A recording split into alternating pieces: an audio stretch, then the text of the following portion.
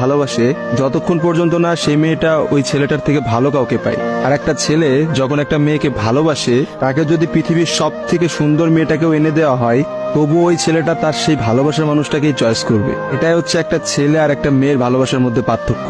কারণ ছেলেরা কোনো সময় বেটার অপশন খোঁজে না, ছেলেরা সবসময় তার শান্তির জায়গাটা খোঁজে। আর একটা ছেলে একটা মেয়েকে যতটা ভালোবাসতে পারে, একটা মেয়ে তার এক গুণও ভালোবাসতে পারে না। ছেলেদের ভালোবাসাটা ভয়ঙ্কর রকমের সুন্দর হয়, কারণ একটা ছেলে যখন একটা মেয়েকে মন থেকে ভালোবাসে, সেই মেয়েটার থেকে ভালো কোনো অপশন সে কখনো মাথার মধ্যে চিন্তাই করে না। ছেলেদের ভালোবাসার সাথে কারোর ভালোবাসার তুলনা করা যায় না। ছেলেরা তাদের ভালোবাসার মানুষটাকে যেমন অন্য কারোর সাথে সহ্য করতে পারে না, ঠিক তেমনি একটা ছেলে কখনোই তার ভালোবাসার মানুষটাকে রেখে অন্য কোনো মানুষের পিছনে কখনো ঘুরঘুর করে না। ছেলেরা কখনো কোনো বেটার অপশন বা কোনো সুন্দরী মেয়ে দেখলে তার গার্লফ্রেন্ডকে ভুলে যেতে পারে না।